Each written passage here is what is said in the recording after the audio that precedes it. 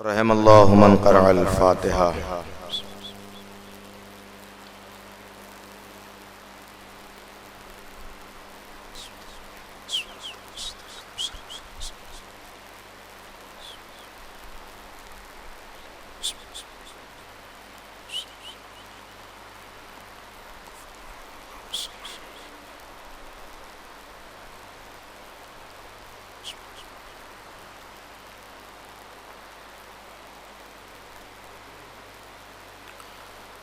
ला हौला वला कुव्वता इल्ला बिल्लाह अल अलिय्यिल अज़ीम। औज़ु बिल्लाहि मिनश शैतानिर लईनिर रजीम। बिस्मिल्लाहिर रहमानिर रहीम। अल्हम्दुलिल्लाहि खालिक़िल इबाद व सातिहिल बिलाद व मुसीलिल वहाद व मुग़ज़िबिन निजात।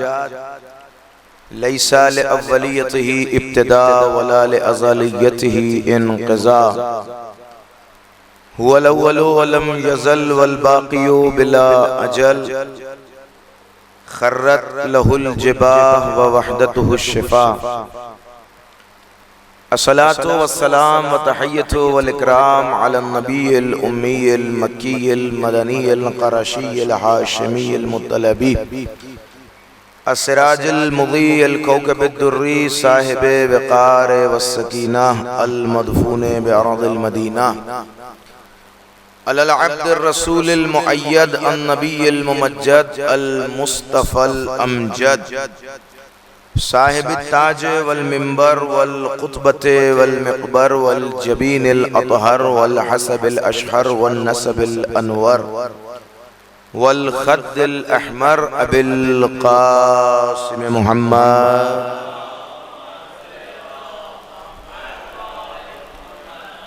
व आलिहि तय्यबीन अत्ताहिरीन अल मासूमीन अल मज़लूमीन अल मुंतजबीन अल मुंतखबीन व लअनतुल्लाहि अला अअदाइहिम व क़तलतिहिम व गासिबि हुक़ूक़िहिम व मुनकिरि फ़दाइलिहिम व मसाइबिहिम व शुजाअतिहिम व तहारतिहिम व सखावतिहिम व विलायतिहिम व मुनकिरि अतशिहिम अजमईन मिन हीन इला यौमिद्दीन। अम्मा बअदु फ़क़द क़ाल अल्लाहु तआला फ़ी मुहकम किताबिही व मुत्क़िन ख़िताबिही। बिस्मिल्लाहिर रहमानिर रहीम वल फ़ज्र व लयालिन अश्र वश्शफ़अ वल वत्र। सलवात पढ़ दें मोहम्मद आले मोहम्मद सल्लि अला मोहम्मद व आले मोहम्मद। गुजारिश है इमाम असर के ज़ुहूर में ताजील के लिए बावाज़े बुलंद सलवात इनायत फरमा दें। अल्लाहुम्मा सल्लि अला मुहम्मद। हज़रीने गिरामी क़द्र वाजिबुल एहतराम अज़ादाराने सरकार सय्यद शुहदा, ये मजलिस अज़ाए हुसैन और 6 मुहर्रम की ये खुसूसी मजलिस, जिसे खिताब करने के लिए मैंने उसी आया वाफ़ी हिदाया की तिलावत की कि जिसे हर रोज़ तिलावत करने का शरफ हासिल हो रहा है। और इस आयत के ज़ैल में और इस उन्वान के ज़ैल में ये मुसलसल अर्ज़ किया जा रहा है कि अल्लाह ने कुरान मजीद में आशूर का जिक्र किया है। अगर इंसान साहिब बसीरत है, निगाह दकीक रखता है, तो वो उस जिक्र को कुरान में पढ़ सकता है, देख सकता है। और बहुत सारी मुनासिबतें भी पाई जाती हैं कुरान और आशूर के जिक्र में। देखिए, कुरान भी एक जिक्र है। अला बिज़िक्रिल्लाह तत्मइन्नुल क़ुलूब, कुरान भी एक जिक्र है और आशूरा भी एक जिक्र है। जिस तरह कुरान की आयतों की तिलावत की जा रही है और की जाती है, उसी तरह हम लोग आशूरा का जिक्र भी मसाइब की शक्ल में हर साल करते हैं। कुरान अल्हम्दुलिल्लाह 1400 साल से आप पढ़ रहे हैं। ये नेचर है, ये फितरत है कि अगर इंसान किसी चीज को बार बार दोहराए तो वो चीज पुरानी लगने लगती है। मसलन कोई एक बात मैं आपसे पहली बार कहूं आपको नई मालूम होगी, पहली बार फर्स्ट टाइम आप सुन रहे हैं, अच्छा लगेगा। सेकेंड टाइम सुने वही बात तो फिर आपको थोड़ा सा वो महसूस होगा, हाँ ठीक है ये सुन चुके हैं। फिर 3 बार 4 बार 5 बार सुनेंगे, आखिर में ये होगा कि इंसान उस बात से बोर हो जाता है। साहब कितनी बार यही बात बताई जाएगी, कितनी बार यही किस्सा सुनाया जाएगा, कितनी बार यही कहानी सुनाई जाएगी। लेकिन कुरान की आयतों का वाहिद मोजज़ा ये है कि अल्हम्दुलिल्लाह 1400 साल से ये आयतें आज तक पढ़ी जा रही हैं, लेकिन कोई ये नहीं कह सकता कि ये आयतें पुरानी लग रही हैं। जिस तरह जो लुत्फ आयतों का कल आता था वही आज आता है, जो आज आता है वही परसों आता है। यानी इसका मतलब ये है कि दिन बदल रहे हैं, अय्याम बदल रहे हैं, हमारी उम्र बढ़ रही है, लेकिन कुरान जैसे कल फसीहो बलीग था वैसे ही आज भी फसीहो बलीग है।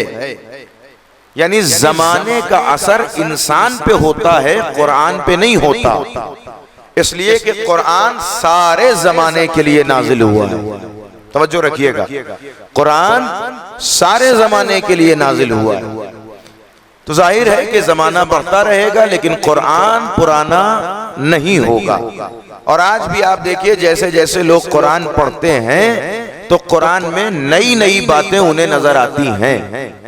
इसका यह मतलब नहीं कि कुरान में नई बातें थी नहीं, नई बातें हैं लेकिन खोजने पर मिलेंगी, तफक्कुर करने पे मिलेंगी। ऐसा नहीं है कि जो आज उलूम तरक्की कर रहे हैं वो कुरान में ना हो। कुरान में सारी चीजें मौजूद हैं और हर जमाने के एतबार से मौजूद हैं। अगर इंसान तलाश करे तो वो चीज उसको कुरान में मिलती है, वो चीज इंसान को कुरान में नजर आती है। अर्ज करने का मकसद ये है, ताल्लुक ये है कि अल्लाह ने कुरान मजीद को सिर्फ पास के लिए नहीं नाजिल किया था, बल्कि हाल के लिए भी नाजिल किया है और मुस्तकबिल के लिए भी नाजिल किया है। यानी प्रेजेंट में भी कुरान की जरूरत है और फ्यूचर में भी कुरान की जरूरत है। क्यों? मुमकिन है कोई कहे कि साहब कुरान तो 1400 साल पहले की किताब है, उसका आज क्या ताल्लुक, उसकी आज क्या जरूरत। तो अगर आज के मसाइल के हल कुरान में ना हो तो आप कहिए कि कुरान की जरूरत नहीं है। इतने साल से हम कुरान पढ़ रहे हैं, अगर आज हमें कुरान पुराना लगने लगे तो इसका मतलब कुरान में कोई मोजज़ा नहीं है। लेकिन कोई भी ऐसा अभी तक नहीं आया। देखिए कुरान की बेहुरमती करने वाले नजर आए, कुरान से लाताल्लुकी का इजहार करने वाले नजर आए, लेकिन कोई ऐसा नजर नहीं आया जो ये कहे कि साहब कुरान पुराना हो गया है, कुरान की बातें पुरानी हो गई हैं। इसलिए कि कैसे कह सकता है इंसान कुरान को पुराना, इसलिए कि इंसान की जो फिक्र है, जो हुदूद है, वो मुस्तकबिल में भी फ्यूचर में भी कितना बयान कर सकती है। का 10 साल आगे की फिक्र बयान कर सकती है, 10 साल आगे की बातें बयान कर सकती है, 20 साल आगे की बात बयान कर सकती है। अगर कुरान के पास्ट पे निगाह की जाए तो कुरान आदम से भी पहले की बातें बयान कर रहा है, और कुरान के फ्यूचर पे बात की जाए तो कुरान कयामत से भी आगे की बात बयान कर रहा है। इसका मतलब न कुरान के माजी का जवाब मुमकिन है, न कुरान के मुस्तकबिल का जवाब मुमकिन है। एक सलावत पढ़े मोहम्मद आले मोहम्मद सल्ले अला मोहम्मद व आले मोहम्मद। तवज्जो रखिएगा अज़ीज़ान मोहतरम, न कुरान के माजी का जवाब मुमकिन है, न कुरान के मुस्तकबिल का जवाब मुमकिन है। और कुरान का सबसे बड़ा मोजज़ा ये है कि कुरान के अंदर पुरानापन नहीं पाया जाता। यानी इतने साल से पढ़ा जा रहा है लेकिन कुरान पुराना नहीं लगता। अब मैं एक जुमला कह रहा हूं कि जिस तरह ये कुरान का मोजज़ा है कि जिक्र कुरान, आयत कुरान, अल्फाज कुरान, अदबियात कुरान, तरकीब कुरान, आयत कुरान इतने साल से पढ़ी जा रही है लेकिन पुरानी नहीं लगती। कुरान के बाद ये मोजज़ा सिर्फ फ़ज़ाइल आले मोहम्मद और जिक्र हुसैन में नजर आता है कि इतने साल से मसाइब हुसैन पढ़े जा रहे हैं लेकिन दर्द वैसे ही तारी होता है जैसे लगता है कि यह अभी कल का वाक़या हो। भाई आप जरा महसूस कीजिएगा इस बात को, ये हकीकतें हैं कि इंसान जब मसाइब इमाम मजलूम को सुनता है, जिक्र आशूरा को सुनता है, तो रिक्कत वही तारी होती। नहीं तो आप अपना गम देखें, जब इंसान क्या किसी की मौत हो जाती है, जो दर्द पहले दिन होता है वो दूसरे दिन नहीं होता, जो दूसरे दिन होता है वो तीसरे दिन नहीं होता, बहुत ज्यादा साल भर 2 साल के बाद इंसान अपने गम को भूल जाता है। लेकिन अल्लाह रे ताज़किए जिक्र हुसैन, अल्लाह रे मोजज़ाए जिक्र सैयदुश शुहदा कि इतने साल से ये जिक्र किया जा रहा है लेकिन महसूस नहीं होता कि इस जिक्र पे कोई पुरानापन तारी हुआ है, बल्कि जब जब कोई साहिब दर्द मसाइब को सुनता है तो उसे महसूस होता है कि जैसे वो करबला में अपनी आंखों के सामने उन मनाजिर को देख रहा हो। तो अगर कुरान को मोजज़ा कहा जा सकता है इस उन्वान से कि कुरान जितनी बार पढ़ा जाए वो नया नजर आता है, तो फिर जिक्र हुसैन और जिक्र आशूरा को भी मोजज़ा मानना पड़ेगा कि जिक्र आशूरा भी जितनी बार पढ़ा जाए वो नया नजर आ रहा है, जितनी बार पढ़ा जाए ऐसा लगता है जैसे कल का वाक़या। अब सुनिए इसी में गुफ्तगू, एक जुमला हमने और आपने भी बहुत सुना होगा, आजादारी मोजज़ा है, जिक्र हुसैन मोजज़ा है, जिक्र आशूर मोजज़ा है। क्या मतलब है इसका? जिक्र आशूर मोजज़ा है, इसका क्या मतलब? जिक्र हुसैन मोजज़ा है, इसका क्या मतलब? भाई कुरान मोजज़ा है ये तो समझ में आता है, इसलिए कि कुरान का 1400 साल से कोई जवाब मुमकिन नहीं है। लेकिन आया जिक्र आशूर और आजादारी को जो मोजज़ा कहा जा रहा है, इसका क्या माना है, इसका क्या मफहूम है, इसकी क्या तशरीह है? तो आप देखते नहीं 1400 साल से यह जिक्र होता चला आ रहा है, कोई जिक्र अभी तक इतना पुराना नहीं है। इतनी बड़ी बड़ी जंगें हुई हिस्ट्री में, आप हिस्ट्री पढ़ें, जंगे जहानी अव्वल जिसे फर्स्ट वर्ल्ड वॉर कहते हैं, या सेकेंड वर्ल्ड वॉर आप देख लें, ये दोनों जंगें बड़ी बड़ी जंगें, इसके अलावा फ्रांस की जंग और न जाने कितनी जंगें हिस्ट्री में मौजूद हैं, लेकिन किसी भी जंग का जिक्र आज तक इतना जिंदा नहीं है। करबला भी तो अगर जाहिरी तौर पे देखा जाए तो एक जंग ही तो है भाई, एक लश्कर इमाम हुसैन लेके आए हैं, एक लश्कर यजीद की तरफ से है, तो एक जंग है जिस तरह और जंगें थी। लेकिन क्या फर्क है और जंगों में और ये जंग में, कि और जंगों का जिक्र सिर्फ हिस्ट्री की किताबों में, किताबों के कब्रिस्तान में दफन होकर रह गया, लेकिन यह जिक्र सिर्फ किताबों तक महदूद नहीं रहा बल्कि इंसान के वजूद में उतरता हुआ नजर आ रहा है। क्या फर्क है? तो सबसे बड़ा फर्क यह है कि 1400 साल की तारीख में जितनी भी जंगें हैं वो सर काट के जीती गई है। आशूरा वाहिद उस जंग का नाम है जो सर काट के नहीं जीती गई, सर कटा के जीती गई है। महसूस कर रहे हैं आप? ये फर्क है दूसरी जंगों में और आशूरा की जंगों में, ये फर्क है। आप फर्स्ट वर्ल्ड वॉर देखें, सेकेंड वर्ल्ड वॉर देखें, कि जहां पर जो भी था वो दूसरे की जान लेने का कहा था। आप फर्स्ट वर्ल्ड वॉर की तारीख पढ़ें, हर मुल्क ये चाहता था कि दूसरे की जान ले ली जाए, दूसरे की जान ले ली जाए। इसका मतलब ये हुआ कि और जंगों में और जंग आशूरा में फर्क ये है कि और जंगें जान लेने की तरफ थी, आशूरा वो था जहां हर साहबी ये चाहता था कि पहले मैं कुर्बानी दे दूं, पहले मैं कुर्बानी दे दूं। इसका मतलब और जंगे वो हैं जहां लोग जान लेने में जल्दी कर रहे हैं, आशूरा उसे कहते हैं जहां कुर्बानी देने में जंगे जल्दी की जा रही है। और जुमला सुनिए, और जंगों का मेयार क्या है? कहा जब इस वर्ल्ड वॉर के बाद एक इंडेक्स निकाला गया तो उसका नतीजा क्या हुआ कि साहब हमारे मुल्क में इतने मारे गए, इतने मारे गए, इतने मारे गए। तो जिस जगह जितने ज्यादा मारे गए थे वो उतना पस्त मुल्क नजर आया, वो उतना कमजोर मुल्क नजर आया। इसका मतलब और जंगों के जीत और हार का मेयार क्या था?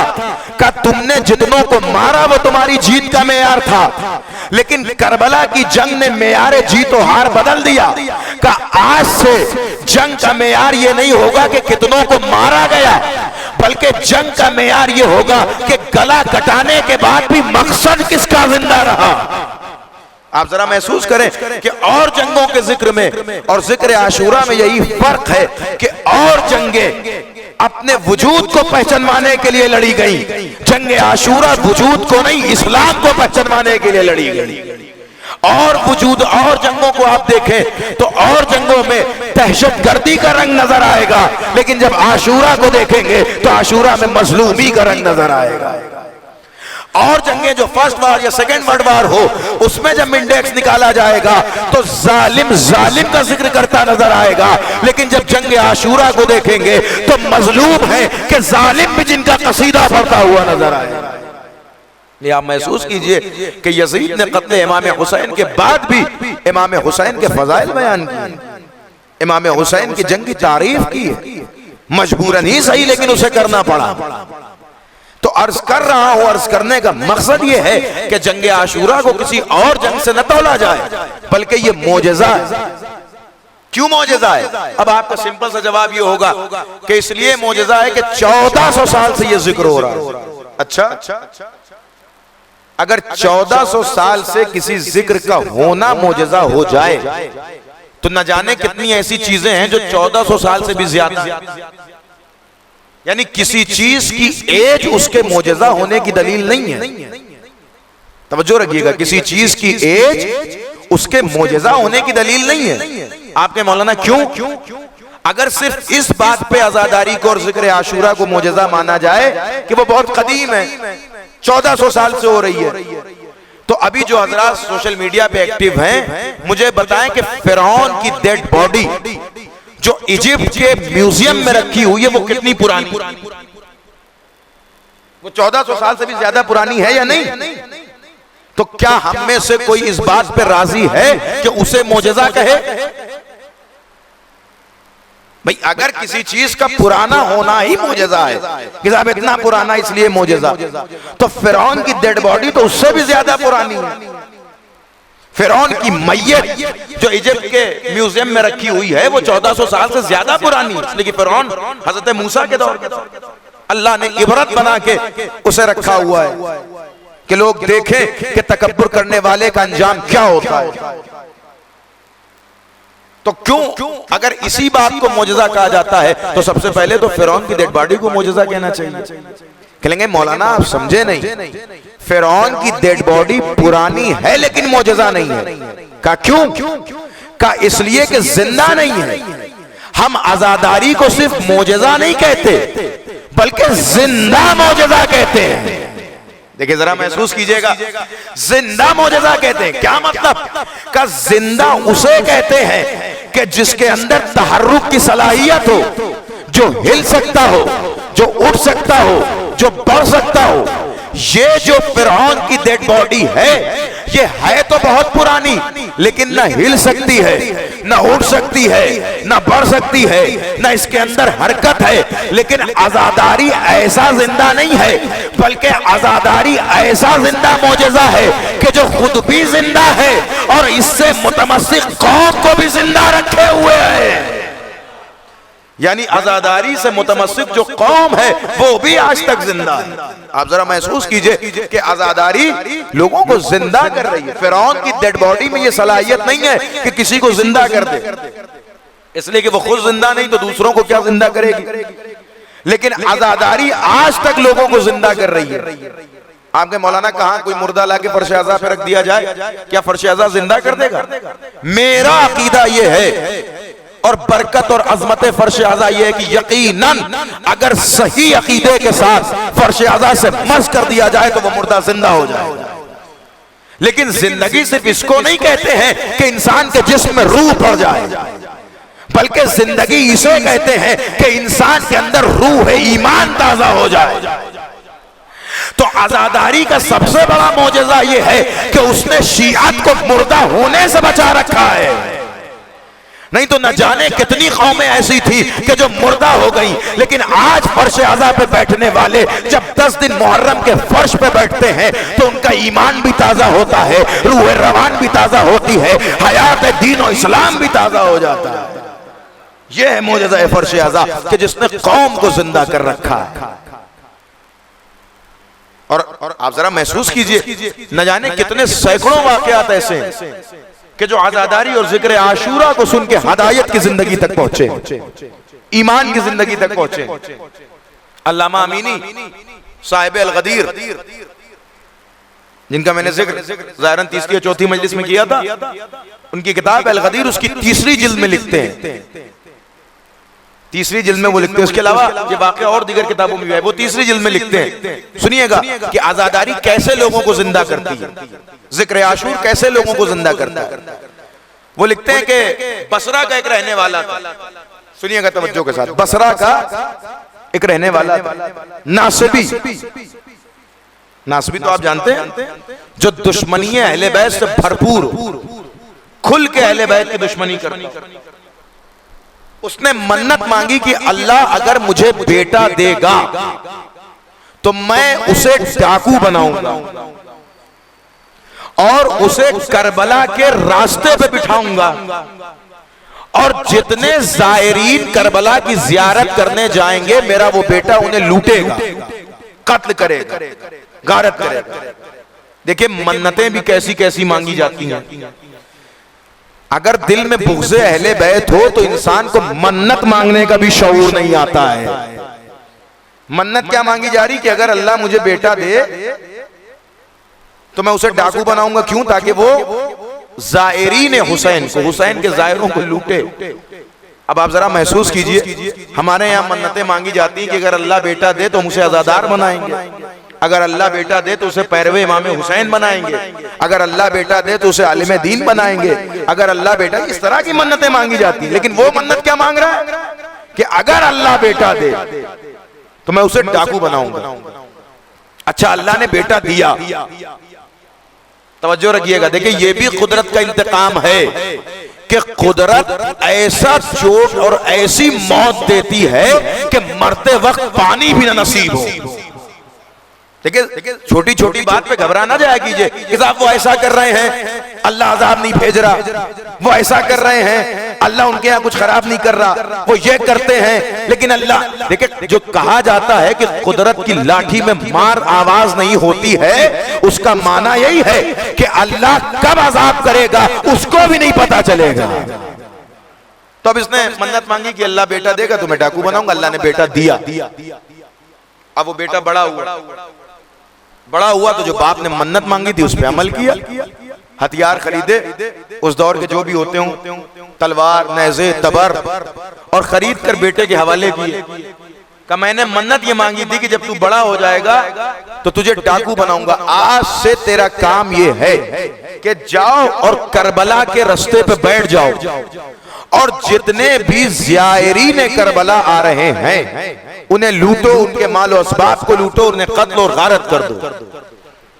वो बेटा गया अपने हवाली मवालियों के साथ, 4-5 आदमियों के साथ, और जाकर अल्लामा अमीनी रकम तराज है, अल्लामा अमीनी लिख रहे हैं एक लफ्ज का ज़ामिन, वो जाकर वहां बैठ गया और इंतजार में था कि कोई काफिला आए और मैं अपनी फर्स्ट जॉब के फर्स्ट डे का आगाज करूं, अपने पहले बिजनेस को शुरू करूं, जो मेरे वालिद ने मुझे जिस काम के लिए मांगा उस काम को अंजाम दूं।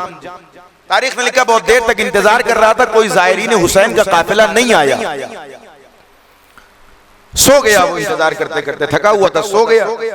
अच्छा, जब वो सोया उसी वक्त एक काफिला आया जो गुजर गया। तवज्जो रखिएगा, जब वो सोया तो ज़ायरीन हुसैन का एक काफिला आया और वो करबला के अंदर चला गया और ये बेचारा सोता रह गया।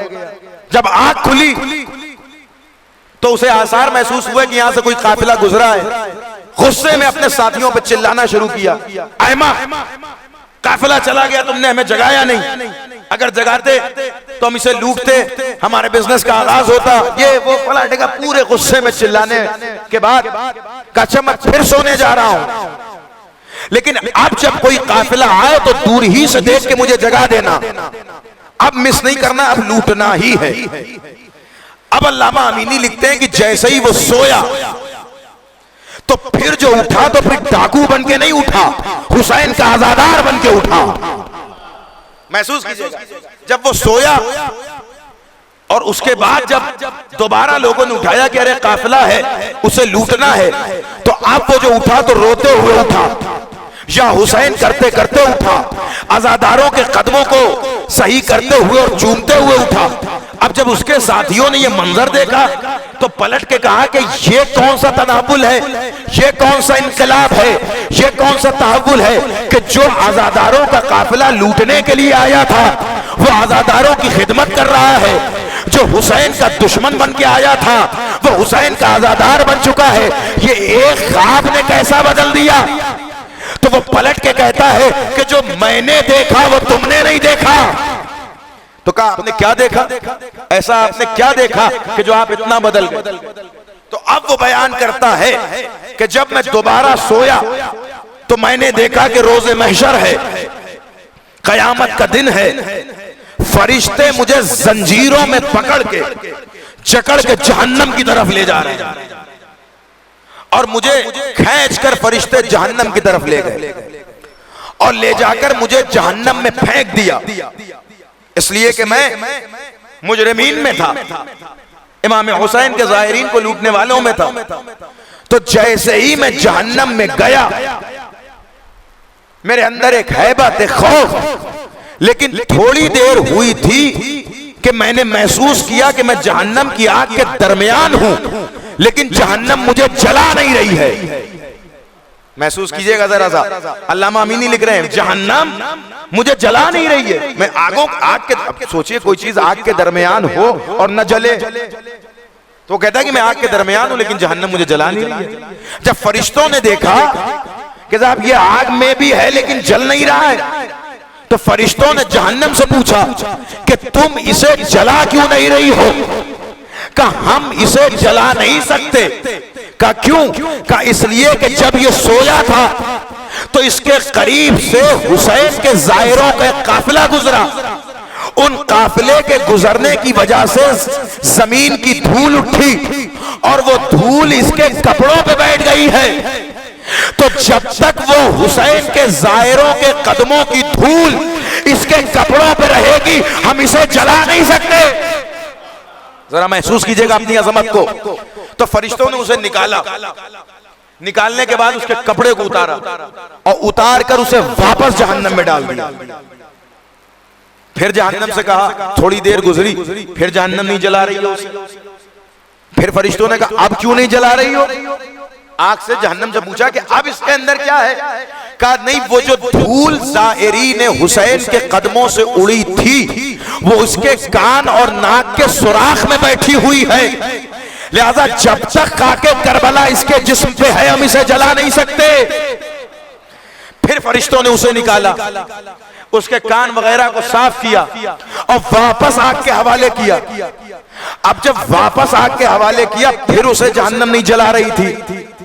फिर फरिश्तों ने परेशान होकर कहा कि अब क्या है, अब क्यों इसे नहीं जला रही हो। फिर जहन्नम ने आवाज दी, अल्लामा अमीनी लिखते हैं कि फिर जहन्नम ने कहा कि चूंकि वो ज़ायरीन हुसैन के कदमों से उठती हुई धूल इसके कान और नाक के जरिए से इसके खून में मिल गई है, तो जब तक वो खाके करबला इसके खून में है मैं इसे जला नहीं सकती। जैसे ही जहन्नम ने ये जुमला कहा इसकी आंख खुली और आंख खुली तो ये फौरन बेदार हुआ। जब बेदार हुआ तो दौड़ा हुआ सरिये हुसैन के करीब पहुंचा और हुसैन की सरी पे अपने हाथों को रख के कहता है कि अल्लाह अकबर, जिसके ज़ाहिर के कदम से लपटी हुई धूल का ये आलम है कि वो जहन्नम की आग से बचा सकती हो, तो उस हुसैन का क्या मकाम होगा। सलावत पढ़े मोहम्मद आले मोहम्मद। और फिर वो करबला का मुजाविर बन गया। आप जरा हिस्ट्री पढ़ेंगे, जब आप करबला जाइए जियारत करने के लिए तो वहां पर देखिएगा इमाम हुसैन की जरी के अतराफ में अशआर लिखे हुए हैं, शेर लिखे हुए हैं बहुत सारे। वहां पर उसका भी ये शेर लिखा हुआ है। उसने 4 मिसरे कहे। जब इमाम हुसैन की जरी का मुजाविर बन गया, आप जरा महसूस कीजिए कि कैसे लम्हों में किस्मत बदली। भाई ये मोजज़ात दरे हुसैन पे कम नहीं है। हम एक हुर के मोजज़े को पढ़े हुए हैं, न जाने कितने ऐसे हैं जो हुसैन के जिक्र से हिदायत पा रहे हैं। भाई कल तक जो हुसैन का सबसे बड़ा दुश्मन था आज हुसैन के दरबार पे मुजाविर बन के खड़ा है और उसने 4 मिसरे कहे और इतने मकबूल 4 मिसरे कि हुसैन के हरम में लिखे हुए हैं। भाई देखिए न जाने कितनी शायरी होती है, कितने शेर कहे जाते हैं, लेकिन क्या हर शेर इस काबिल होता है कि जरिए हुसैन के पास लिखा जाए? जरिए हुसैन के पास वही शेर लिखा जाता है जिसे हुसैन कबूल करते हैं। इसका मतलब है कि इसके मिसरे हुसैन को इतने पसंद आए कि अभी तक अपने दरबार की जीनत बना दिया। अब उसके 4 मिसरे सुनिए। उसने कहा कि इन शिअता नजातन फजुर हुसैना, इन शिअता नजातन फजुर हुसैना, लक्के ज़ाइरन ला लक्के इलाह करीर आयना। जरा जुमला महसूस कीजिएगा। फिर कहता है वलम वलई तमुस्सु नार जिस्महू, वलई तमुस्सु नार जिस्महू अलैहि गुबार ज़फ़ारिल हुसैना। 4 मिसरे उसके। वो मिसरों में कहता है कि अगर निजात चाहते हो तो हुसैन की ज़ियारत करो। निजातन फजुर हुसैना, अगर निजात चाहते हो तो हुसैन की जियारत करो। लेके तलका इलाह करीर आयना, उस हुसैन की जियारत का नतीजा ये होगा कि अल्लाह की बारगाह में निगाहें झुका के नहीं आओगे, निगाहें उठा के अल्लाह की बारगाह में आओगे। अगर हुसैन की जियारत करके अल्लाह की बारगाह में बैठोगे, अल्लाह से मुलाकात करोगे, अल्लाह के बारगाह में जाओगे तो करीर आए ना, तुम्हारी आंखों में सुकून होगा, इसलिए कि तुम ज़ाहिर हुसैन बन के जा रहे हो। और फिर 2 मिसरों में कहता है कि लन तमुस्सुन्नार जिस्महू, जहन्नम उसके जिस्म को छू ही नहीं सकती। जहन्नम उसके जिस्म को मस ही नहीं कर सकती। अलैहि गुबार ज़फ़ारिल हुसैना, जिसके जिस्म पर हुसैन के ज़ाहिर के कदमों की धूल पड़ जाए। अब एक जुमला कह रहा हूं, अरे जब हुसैन के कदम के ज़ाहिर के हुसैन के ज़ाहिर के कदम के नीचे आई हुई मिट्टी की धूल का ये आलम है कि जहन्नम की आग से बचा सकती है, तो सोचिए उस खाक की क्या अजमत होगी जिस पर हुसैन के कदम पड़ जाए, जिस पर अब्बास के कदम पड़ जाए, जिस पर अली अकबर के कदम पड़ जाए, जिस पर ज़ैनब के कदम पड़ जाए।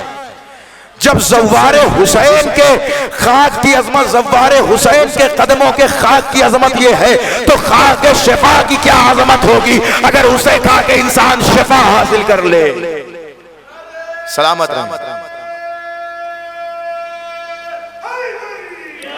या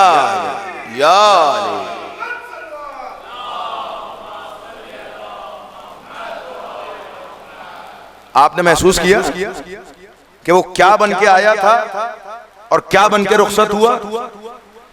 आया था इसलिए कि इमाम हुसैन का सबसे बड़ा दुश्मन और इमाम हुसैन ने उसे अपने इतना करीब कर लिया कि अपनी कब्र का मुजाविर बना दिया। जब हुसैन नवाजते हैं तो इतने बड़े दर्जे नवाज देते हैं। जरा महसूस कीजिए, ये तो तारीख हुसैन का अदना सा मोजेजा है भाई।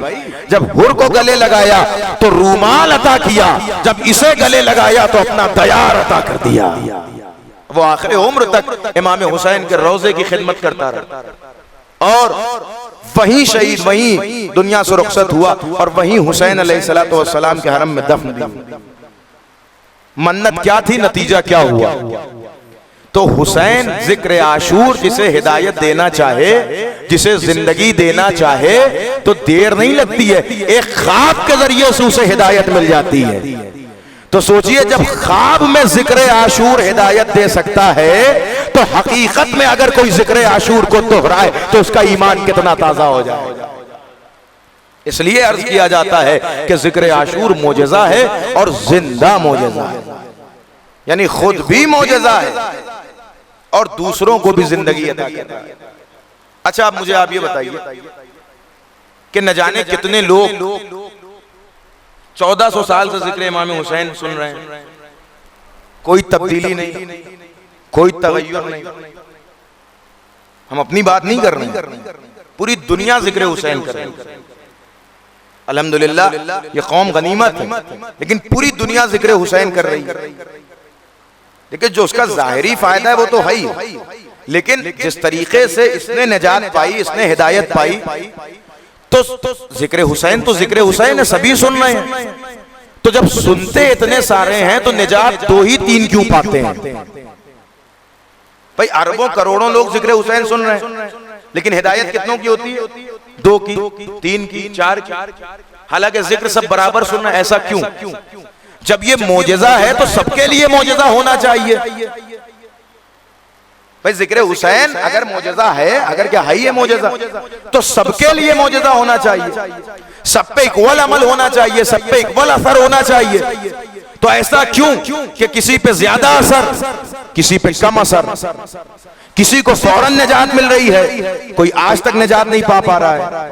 तो इसका तो आपको करबला में ही पहला जवाब मिल जाएगा कि करबला में उस इतने बड़े लश्कर में इमाम हुसैन को सबने देखा, इमाम हुसैन का खुतबा सबने सुना, इमाम हुसैन की बातें सबने सुनी, इमाम हुसैन का जिक्र सबने सुना, लेकिन उधर से इधर आने वाले कितने थे? भाई बहुत ज्यादा। जनाबे हुर के बेटे, जनाबे हुर के गुलाम, तो सुनने वाले लाखों, समझने वाले सिर्फ 2-3 क्यों? इसका मतलब है कि आशूरा सब पे असर नहीं करता। असर किस पे करता है? अब मिसाल सुन लीजिए, भाई जब मोजेजा है तो आशूरे का असर सब पे होना चाहिए।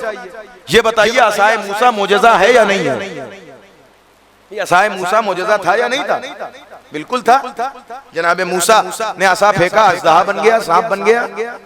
जनाबे मूसा ने दरिया पे मारा, रास्ता बन गया। पत्थर पे मारा, चश्मा जारी हो गया। भाई था या मोजेजा था या नहीं था?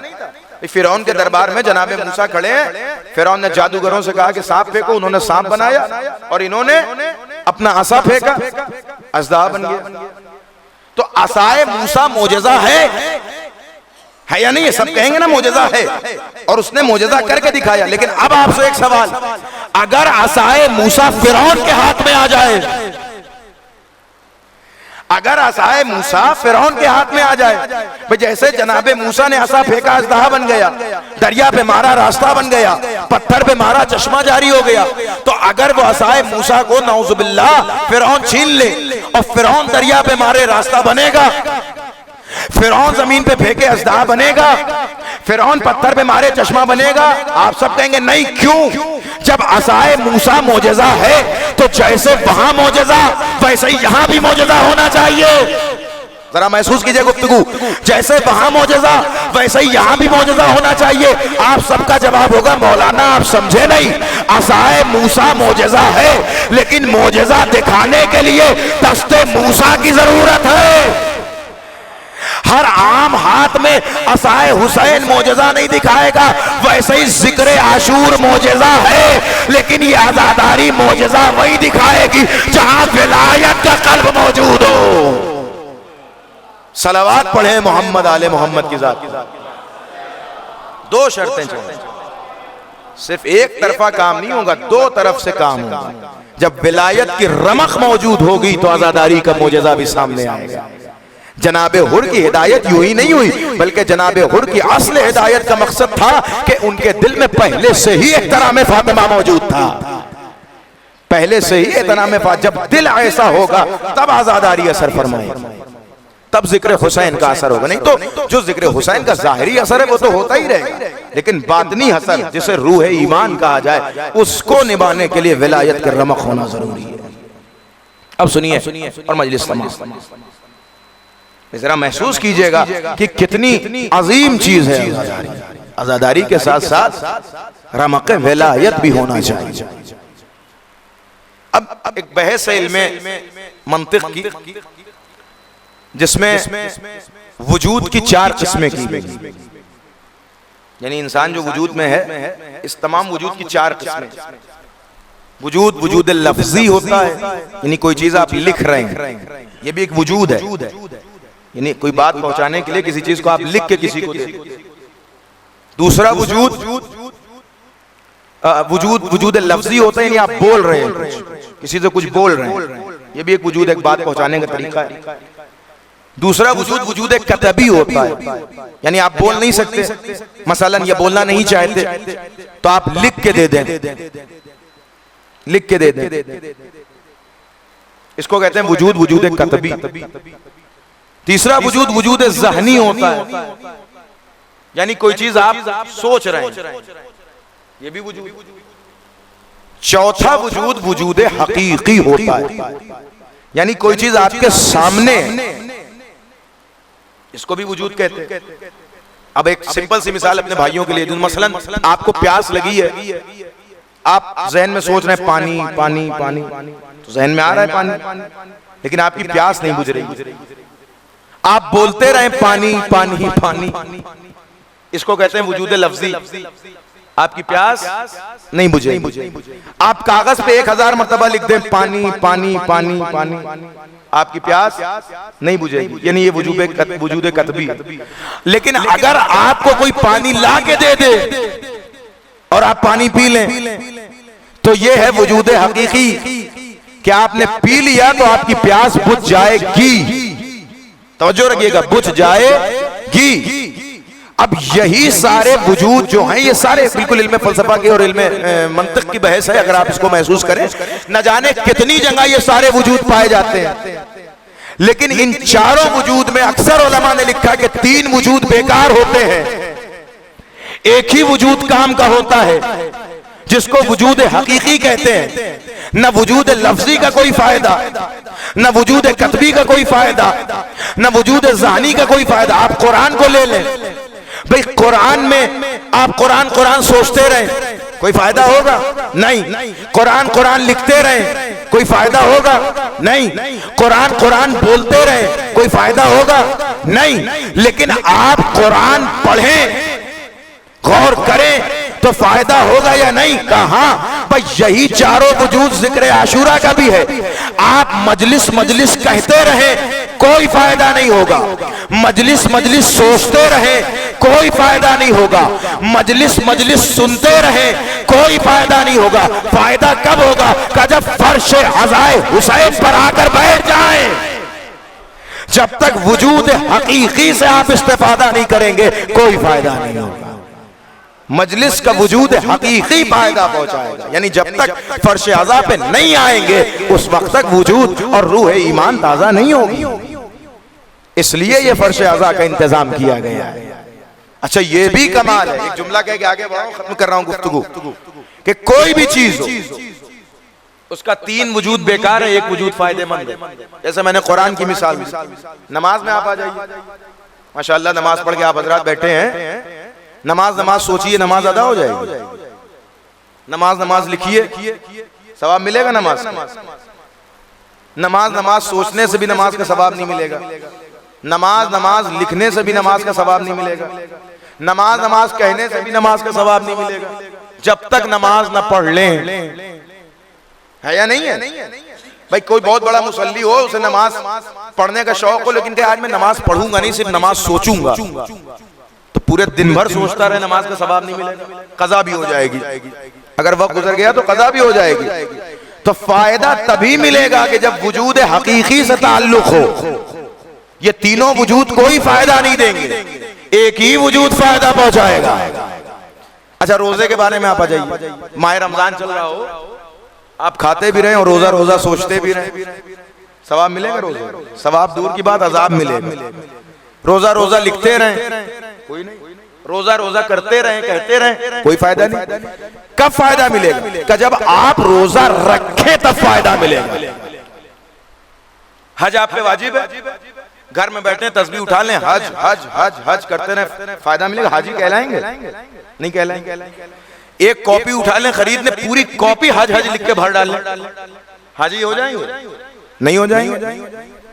हज सोचते रहे, पूरे जहन पूरी जिंदगी हज सोचते रहे, काबे के बारे में सोचते रहे, हाजी हो जाएंगे? नहीं। हाजी होने के लिए काबे तक जाना पड़ेगा, तवाफ करना पड़ेगा, वो सारे अहकाम और अरकान अदा करने पड़ेंगे, तभी हाजी होंगे।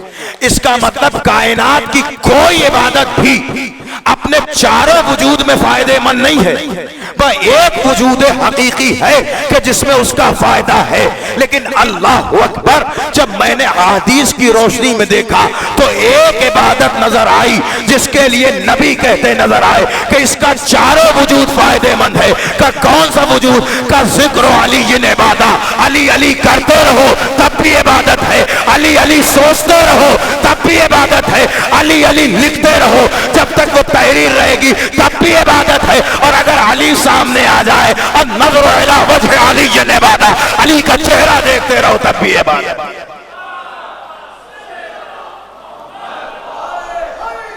या अली या अल्लाहुम्मा सल्ली अला मुहम्मद।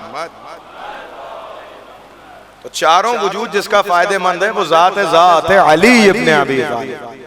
क्या आप लफ्ज हदीसे में पढ़ रहा हूँ, हदीसे मेरे ज़हन में है, क्या आप लफ्ज अली सिर्फ किताब पे लिख दें, किसी कागज पे लिख दें। फरमाया गया हदीसों में आया है कि जब तक वो बाकी रहेगा तब तक उसका सवाब आपको मिलता रहेगा। जब तक एक फजीलत मौला अली की आपने लिख दी, जब तक ये पेज बाकी है तब तक आपको सवाब मिलता है। आप फजाइल अली के बारे में सोचते रहें, आपको सवाब मिलता रहेगा। आप लफ्ज़ अली बोलते रहें, आपको सवाब मिलता रहेगा। और क्या कहना अगर अली सामने खड़े हों, जिसे वजूद अली मिल जाए, फिर उसका क्या मकाम होगा। तो फायदा वजूद हकीकी पहुंचाता है। तो फर्श अज़ा भी मौजज़ा है, लेकिन उन लोगों के लिए जिनका फर्श अज़ा से वजूद हकीकी का राब्ता है। सिर्फ कहने वाला राब्ता नहीं है कि हम भी बहुत बड़े मोमिन हैं, हम भी बहुत बड़े अज़ादार हैं, हम भी बहुत बड़े मजलिसी हैं। जब तक वजूद हकीकी का राब्ता नहीं होगा, फायदा नहीं होगा। और जब वजूद हकीकी से राब्ता हो जाएगा तो फिर लम्हों में तकदीर बदल जाएगी, लम्हों में इंसान कामयाबी हासिल करेगा, लम्हों में शहदाए हुसैन इब्न अली बन जाएगा, लम्हों में गुलाम हुसैन। बस तमाम की मैंने गुफ्तगू, इंशाअल्लाह इससे आगे रात की मजलिस में कुछ अर्ज करने की कोशिश की जाएगी। तो करबला का निसाब इसलिए हमें दिया गया है कि हम कुरान समझें तो करबला से समझें। जिस तरह कुरान मुकम्मल है, बिल्कुल मुकम्मल, कुरान की तरह कोई किताब नहीं, सबसे मुकम्मल किताब का नाम है कुरान। एक छोटे से बच्चे से लेकर एक ज़ईफ़ुल उम्र इंसान तक की जरूरत को कुरान कहते हैं। उसी तरह एक छोटे से बच्चे से लेकर करबला की हर उम्र की जरूरत को, करबला का इंसान के हर उम्र की जरूरत को करबला कहा जाता है। आप जरा महसूस करें, करबला में कितने अफराद मौजूद हैं? 72। ये 72 अफराद नहीं है, 72 किरदार हैं। 6 महीने के बच्चे भी हैं, 13 साल का बच्चा भी है, 9-10 साल के बच्चे भी मौजूद हैं, 18 साल का जवान भी मौजूद है, 32 साल के भाई भी मौजूद। हर कैरेक्टर करबला में मौजूद है ताकि कोई उम्र तशना न रह जाए। 13 से 14 साल के बच्चों को अगर जिंदगी संवारनी है तो कासिम के किरदार पे नजर करो। क्या किरदार है कासिम। किताबें नहीं मिलती बहुत ज्यादा जनाब कासिम के फजाइल पर, लेकिन एक जुमला तारीख करबला का मिलता है कि अगर पूरी जिंदगी उस पर बात की जाए तो बस है। जब इमाम वक्त पूछ रहे हैं, बार बार कासिम आके चाहते हैं कि मरने की इजाजत मिल जाए, पूछा बेटे कैफल मौत इंदक, तुम्हारे नजदीक मौत की क्या हैसियत है, कैसी है मौत। फरमाया बाबा अहला मिनल असल, आका अहला मिनल असल, मेरे नजदीक मौत शहद से ज्यादा शीरीन है। आप जरा महसूस करेंगे ये सवाल जनाब कासिम ही से क्यों था। करबला में किसी और से इमाम हुसैन ने ये सवाल नहीं किया, जनाब कासिम ही से किया। अच्छा, जब शहादत की इजाजत देनी थी तो सवाल ही क्यों किया। का सवाल इसलिए किया ताकि जमाने पे अजमत कासिम निखर के सामने आ जाए कि 13 साल के करबला के बच्चे का इल्मी मेयार क्या है। वो मौत का जायका जानता है कि अगर मोहब्बत इमाम वक्त पे मौत आए तो मौत कैसी होती है। करबला में आप ये ना समझिए कि 13 साल के बच्चे यूं ही आ गए थे, ना, इन्हें भी इंतखाब करके लाया गया था, इन्हें करबला के लिए चुना गया था। आप जरा बेचैनी देखें कासिम की, बाबा आका मुझे मरने की इजाजत दीजिए। बार बार इमाम हुसैन के पास आ रहे हैं, सुबह से बार बार मरने की इजाजत चाहिए, मरने की इजाजत। हुसैन बार बार एक जुमला कह के वापस कर देते हैं, मेरे लाल तुम तो मेरे भैया की शबी हो, मैं तुम्हें देख के अपने भैया को याद करता हूं, मैं तुम्हें कैसे रंजाने की इजाजत दे। तारीख ने लिखा कि जब जनाब अली अकबर की मैयत खैमे में आई है, बास तारीख में है कि बनी हाशिम में सबसे पहले शहीद जनाब अली अकबर है। जब जनाब अली अकबर की मैयत खैमे में आई तब से कासिम और बेचैन हो गए थे। बाज मक्तल की इसलिए कि देखे जनाब कासिम देख रहे हैं कि हर शहजादी अपनी कुर्बानी पेश कर रही है और फरवा की तरफ से तन्हा कुर्बानी को कासिम कहा जाता है। आए खैमे में बैठे हुए रो रहे हैं, अम्मा चचा से इतनी मर्तबा इजाजत मांगी, चचा इजाजत नहीं दे रहे हैं, क्या किया जाए? आका से इतनी बार इजाजत तलब की, इजाजत नहीं दे रहे। माँ ने आवाज दी, अल्लाह रे करबला की माओं का किरदार। माँ ने कहा, ए लाल कासिम, तुम्हें याद है जब तुम्हारे बाबा दुनिया से रुखसत हो रहे थे तो वक्त रुखसत उन्होंने तुम्हारे बाजू पे एक तावीज बांधा था और कहा था कि वक्त मुसीबत इस तावीज को खोल लेना। तो अब इससे बड़ा तो कोई मुसीबत का वक्त नहीं हो सकता, जरा उस तावीज को खोलो, शायद कोई हल निकल आए। अब जब कासिम ने अपने बाजू पे बंधे हुए तावीज को खोला तो वो तावीज नहीं था, बल्कि एक भाई का खत एक भाई के नाम था। कासिम उस तावीज को पढ़ते जा रहे थे, चेहरे पे मुस्कुराहट आती जा रही थी। जब वो खत को लेके पहुंचे हैं इमाम हुसैन के पास, कहा चचा अब आप मुझे मैदान में जाने से नहीं रोक पाते। ये कह के ये खत हुसैन के हवाले किया। 10 साल के बाद भाई ने भाई की तहरीर को देखा, अजीब आंखों में मंजर, आंखें छलक उठी। हसन की तहरीर को बोसा दिया, बोसा दे के एक मर्तबा देखा तो उसमें लिखा था, ए मेरे भाई हुसैन, जब तुम वक्त आशूर करबला में परेशान हो तो याद रखना मैं तो ना होऊंगा, लेकिन मेरी तरफ से ये कासिम की कुर्बानी, ये कासिम का तोहफा कबूल करना। हुसैन ने पलट के कहा, कासिम ये तुम खत लेके नहीं आए हो, अपनी शहादत का परवाना लेकर आए हो। अजरुकुम अल्लाह। जैसे ही खत को पढ़ने के बाद हुसैन ने कहा, कासिम जाओ, अब मैं तुम्हें नहीं रोकता, अब मैं तुम्हें नहीं रोकता। अब कासिम आमादा होने लगे, करबला का शहजादा आमादा होने लगा करबला के मक्तल में जाने के लिए। आप जानते हैं कासिम कैसे तैयार हुए हैं? तारीख ने लिखा कि करबला में जो भी मक्तल में जाता था वो ज़रा पहनता था। ज़रा उसे कहते हैं जो सामने सीने पे पहना जाता है, वो ज़रा पहनता था, खोल पहनता था। अब जनाब कासिम जब तैयार हुए हैं तो वाहिद करबला के मक्तल का शहीद है जिसे ज़रा में नहीं देखा गया। क्यों? अरबाब अज़ा जानते हैं, इसलिए कि अरब में 13 साल के बच्चे जंग नहीं करते थे, इसलिए 13 साल के बच्चों की ज़रा नहीं हुआ करती थी। लेकिन कासिम मैदान मक्तल में जा रहे हैं, ज़रा तो है नहीं। तारीख में लिखा कि हुसैन ने एक सफेद कपड़ा लिया, उसका गरेबान चाक किया, चाक करके कासिम को पहना दिया। अरे मैं कहूंगा ये जिंदगी में हुसैन कासिम को कासिम का कफन पहना रहे हैं, इसलिए कि हुसैन की निगाहें इमामत देख रही है कि मेरा बेटा, मेरा भतीजा मक्तल में जाने के बाद टुकड़ों में तकसीम हो जाएगा, तो मैयत को तो कफन नहीं पहना सकूंगा, लिहाजा जिंदगी में अल्लाह अकबर। कासिम के गले में उस कपड़े को डाला और चाक कर दिया। बाज़ उलमा लिखते हैं कि उसकी एक वजह यह भी हो सकती है कि गरीबान चाक होना उस दौर में यतीमों की अलामत थी। हुसैन ने जब कासिम को मक्तल में भेजा तो गरीबान चाक कर दिया कि सामने वालों को पता चल जाए कि यह हसन का यतीम है जो हुसैन की मदद में आ रहा है। अल्लाह अकबर। हाँ, अरबाब अज़ा तारीख लिखती है कि कासिम जैसे ही मैदान मक्तल में पहुंचे, मैदान क़िताल में पहुंचे, हसन के लाडले हैं ना, कासिम जंग करते जा रहे हैं, रजस खानी करके जंग कर रहे हैं। अरज़क़ शामी के चारों बेटों को फिन्नार किया, फिर अरज़क़ शामी लड़ते हुए आया, दौड़ते हुए दहाड़ते हुए आया, उसे भी फिन्नार किया। तारीख ने लिखा कि 42 से 43 आदमियों को कासिम ने फिन्नार किया। 13 साल का बच्चा और इतने बहादुर बहादुर लोगों को फिन्नार कर रहा है। लेकिन तारीख लिखती कासिम कितना लड़ते। 3 दिन के भूखे भी तो हैं, 3 दिन के प्यासे भी तो हैं, प्यास की शिद्दत है, गजब की गर्मी है। अब कासिम लड़ते लड़ते एक मर्तबा अचानक से चारों तरफ से कासिम पे वार होना शुरू हुआ।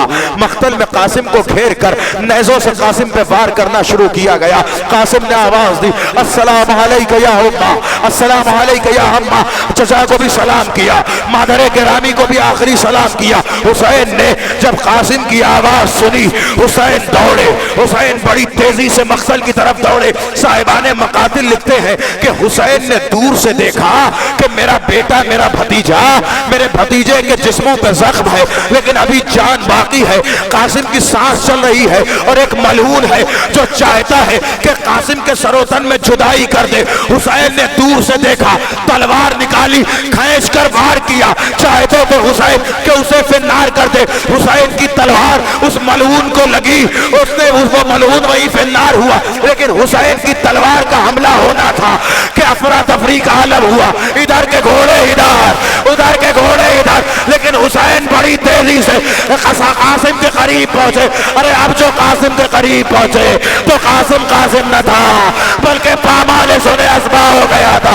हुसैन ने मैयत को गले लगाया, ए मेरे लाल माफ करना, मुझे आने में देर हुई। ए मेरे लाल कासिम, तुमने हक़ वफादारी अदा कर दिया। अला लानतुल्लाहि अलल कौमिज़ ज़ालिमीन व सयअलमुल लज़ीना ज़लमू अय्यामिन क़ल्बिय्यन मातम।